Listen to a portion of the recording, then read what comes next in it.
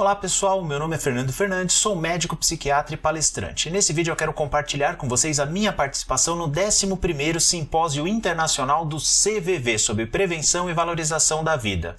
A minha participação fala sobre resiliência. Em 10 minutos eu comento os 4 principais fundamentos da resiliência nas nossas vidas. Espero que você goste dessa mini palestra. Aliás, se você gosta do conteúdo de saúde mental, bem-estar e comportamento, não deixe de se inscrever no canal e clicar no sino para ser avisado de novos vídeos. Siga-me também no Instagram, @psiquiatrafernandofernandes. E se não quiser perder nenhum dos nossos conteúdos e ainda receber conteúdos exclusivos e participar de sorteios, inscreva-se no nosso canal do Telegram ou participe do nosso grupo do WhatsApp. Vou deixar o link aqui na descrição. Muito obrigado e uma ótima palestra para você.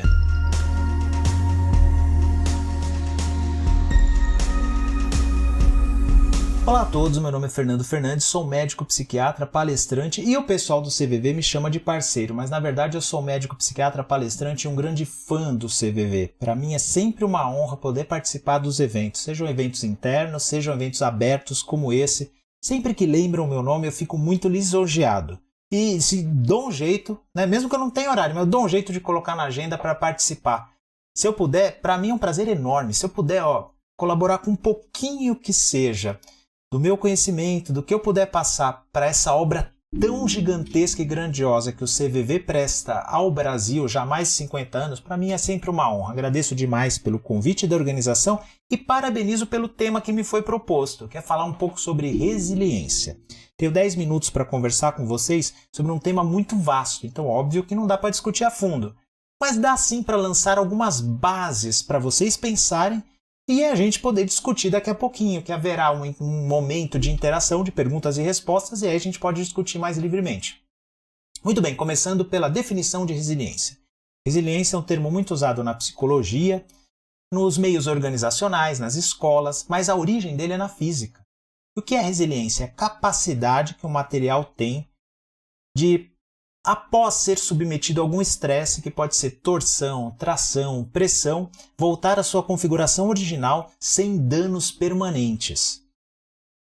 A comparação com a psicologia ela é muito pertinente. Que capacidade nós temos de, após sofrer algum estresse, sejam estressores triviais do nosso dia a dia, seja um estressor excepcional, maior que nós temos que passar, qual a nossa capacidade de superar a adversidade e depois voltar ao nosso equilíbrio, à nossa homeostase psíquica, sem danos mais permanentes e sem sofrimento excessivo. Isso seria a resiliência. Eu vou lançar com vocês 4 bases da resiliência.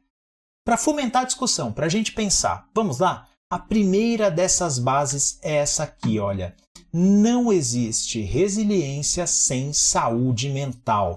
É óbvio que a resiliência é uma competência complexa e que exige o nosso aparato psíquico em pleno funcionamento, em plena ordem. Se a gente está passando por algum transtorno psiquiátrico ou algum desequilíbrio emocional mais agudo, obviamente a nossa capacidade de resiliência vai estar diminuída. E como reconhecer pessoas que estão nessa condição? Eu poderia passar a noite inteira aqui discutindo ou relatando para vocês sintomas de doenças psiquiátricas. Mas eu acho que o caminho não é por aí. Como que qualquer um pode suspeitar que alguém esteja passando por algum transtorno psiquiátrico ou algum problema emocional mais sério, mesmo que não seja um transtorno psiquiátrico? A pessoa mudou o modo dela de agir. A pessoa, por exemplo, diminuiu o rendimento dela no trabalho, nos estudos. A pessoa, por exemplo, não está desempenhando mais socialmente. A pessoa não está mais reagindo positivamente às coisas que antes ela gostava. Isso a gente, conhecendo a pessoa, a gente pode observar. Vamos nos aproximar dessa pessoa, vamos ouvir. Ela pode só estar passando por uma dificuldade. E a sua escuta pode ser excelente. Por vezes até um conselho você pode dar depois de ouvi-la. Ou você pode perceber que o sofrimento está exagerado e que a pessoa perdeu a funcionalidade dela mesmo. A pessoa não está funcionando como antes. E nesse caso, a gente pode desconfiar que ela está passando por algum problema psiquiátrico ou um problema emocional mais sério e uma ajuda profissional pode ser muito bem-vinda. Segundo fundamento, expresse emoções positivas. A expressão de emoções positivas é fundamental pleno desempenho da nossa resiliência. Gente, para cada expressão negativa que aparece, vamos tentar 2 expressões positivas. Exemplo: sempre que vier a tentação de reclamar de algo, pense, por exemplo, 2 motivos para agradecer por algo. Sempre, por exemplo, que você lembrar de algo que te magoou, de uma pessoa querida, de um amigo, de um familiar, tente lembrar de 2 momentos de ternura que você teve com essa pessoa, 2 momentos em que essa pessoa foi agradável para você e te ajudou. Com isso, nós vamos condicionando o nosso cérebro que sempre que vier um impacto emocional ou de pensamento negativo, nós temos motivo para expressar emoções e pensamentos positivos. Isso ajuda demais na nossa resiliência. Porque assim, olha, a adversidade vem, a dor aparece. Mas como nós vamos lidar com essa dor depende muito do modo que nós manejamos isso. Então a dor, ela aparece, muitas vezes é inevitável. Mas o grau de sofrimento que nós temos é amplamente manejável, inclusive pela expressão de emoções positivas. Então pensa isso. Para cada mágoa, encontre 2 motivos para agradecer pela presença dessa pessoa. Para cada reclamação que você quer fazer, encontre 2 motivos para agradecer por bênçãos que você recebeu, agradecer por coisas boas que estão acontecendo na sua vida. Expressão de emoções positivas, então, segundo fundamento. Terceiro fundamento, fortaleça seus vínculos. Talvez nada seja mais importante para a formação da nossa resiliência, desde a mais tenra idade, do que nós fortalecemos nossos bons vínculos, né? Tem até um nome em psicologia para isso que chama apego seguro, que é aquele vínculo que a criança, desde a mais tenra idade, forma com a mãe, com o pai, com os irmãos, no núcleo familiar. Depois, com o desenvolvimento, no núcleo um pouquinho maior, com os melhores amigos. Depois isso vai aumentando com seus colegas de trabalho mais próximos e ao longo da vida isso vai se formando. A resiliência não é uma ilha isolada. A resiliência depende dos nossos vínculos e do nosso apoio social. O apoio é muito importante. Começa onde? No núcleo familiar, que são nossos vínculos primários. Tem a família, a configuração que for. Depois os nossos melhores amigos, que podem ser diferentes em diferentes momentos da vida, né? E que devem ser cultivados. Um estudo de Boston que segue famílias desde a década de 30 até hoje mostrou que o fator determinante isolado mais importante para a felicidade de uma pessoa não é o nível de renda, não é o nível de escolaridade, não é a formação acadêmica que ela tem, não são as conquistas desse mundo terrenas, as conquistas profissionais, por exemplo, são os vínculos que a pessoa forma ao longo da vida. Então não há nada de mais importante. Gente, é mais importante até mesmo do que a saúde física, até mesmo do que a saúde emocional. A qualidade dos vínculos que a pessoa forma ao longo da vida traz resiliência, traz felicidade e os obstáculos são superados com maior facilidade. Então, fortaleça seus vínculos. Sabe aquela história de que a felicidade não tem que ser encontrada fora de você, a felicidade está dentro de você? Isso é uma meia-verdade.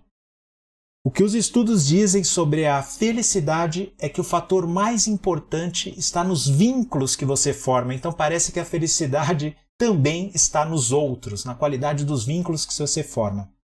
E para finalizar, gente, encontre propósito no sofrimento. Esse pode ser o conceito mais difícil de se entender.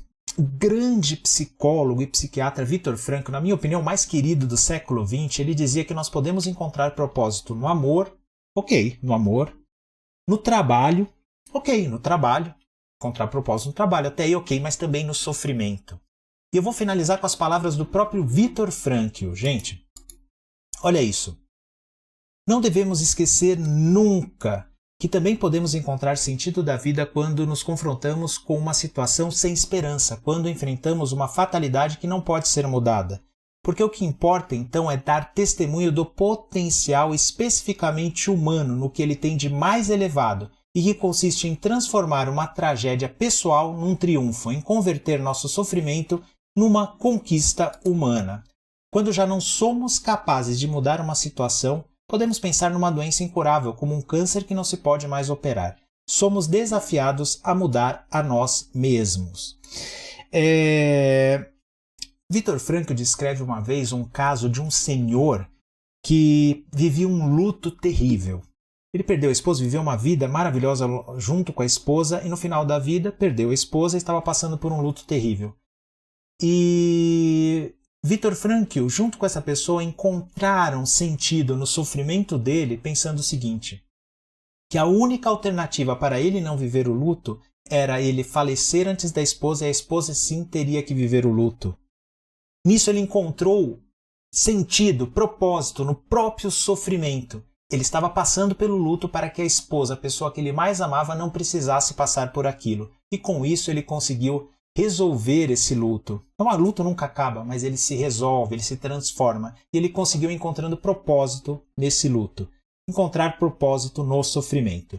Gente, são algumas bases que eu lancei. Daqui a pouquinho a gente volta para conversar e eu deixo para vocês os meus contatos, gente. Em todas as redes, Psiquiatra Fernando Fernandes. Se quiser manter contato comigo, então site psiquiatrafernandofernandes.com, Facebook Psiquiatra Fernando Fernandes, Instagram e meu canal do YouTube, que tem bastante material sobre saúde emocional, bem-estar e comportamento. Muito obrigado pela atenção e até daqui a pouquinho.